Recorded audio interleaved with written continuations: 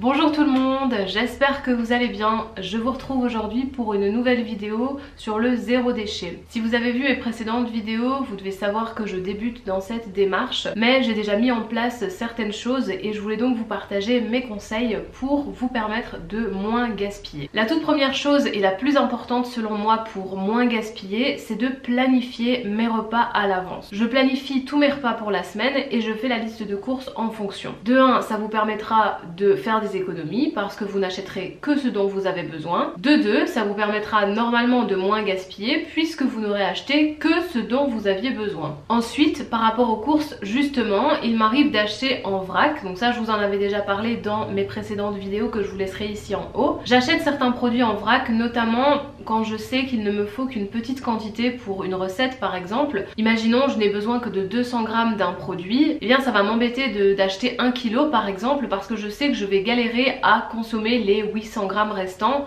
avant que le produit ne périme. Si j'ai besoin de 200 grammes d'un produit, et bien là j'irai l'acheter en vrac. De 1, ça me permettra normalement de ne rien gaspiller puisque j'aurai utilisé la portion dont j'avais besoin. Et de 2, ça me permettra également de faire des économies puisque vous n'achetez que la quantité dont vous avez besoin, et de 2, vous ne payez pas l'emballage. Si malgré ça il vous reste des produits et que vous ne savez pas quoi en faire, vous avez deux solutions principales. Soit vous pouvez recycler les produits, c'est-à-dire en faire des pizzas, des quiches, des minestrones, un peu des repas fourre-tout dans lesquels vous pouvez mettre un petit peu tous les aliments qu'il vous reste. Bon, ça sera peut-être pas la recette de pizza ou de quiche du siècle, mais au moins ça vous permettra d'avoir un repas équilibré et d'utiliser vos restes. Si maintenant la combinaison d'aliments risque d'être un peu douteuse, vous pouvez évidemment congeler vos produits. On peut congeler à peu près tous les aliments. Il vous suffira de regarder sur Google si vous pouvez bien congeler tel ou tel produit et si oui, pendant combien de temps, et il vous suffira de le congeler pour une durée voilà, indéterminée et vous n'aurez qu'à le dégeler au moment où vous en aurez besoin. Quelques cas particuliers maintenant, dans le cas surtout si vous n'avez pas de congélateur. Je prends l'exemple du pain. Par exemple, si vous avez acheté un pain complet, enfin je veux dire un gros pain,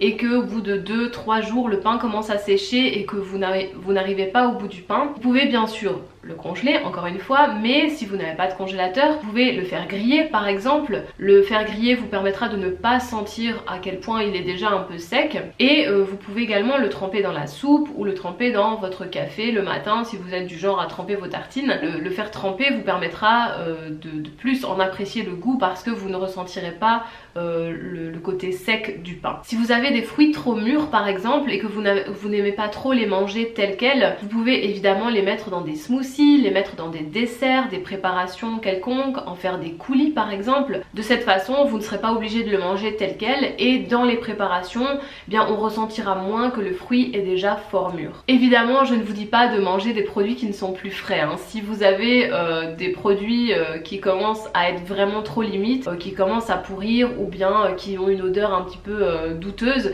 évidemment jetez-les bien sûr. Vous n'allez pas vous rendre malade, mais au moins ce sont des conseils qui peuvent vous permettre de mieux vous organiser et du coup de moins gaspiller. Ce sont personnellement des petits conseils que j'ai commencé à mettre en place il y a vraiment quelques mois de ça et ça me permet de beaucoup moins gaspiller. Alors je dis pas que je gaspille plus jamais aucun aliment, mais ça devient vraiment de plus en plus rare et j'en suis plutôt contente parce que ça me fait toujours de la peine de mettre à la poubelle des produits.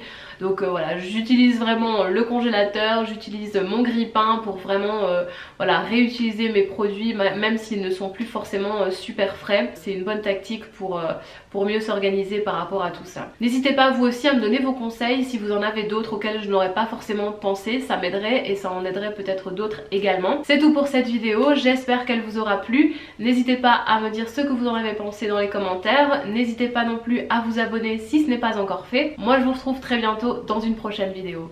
Ciao!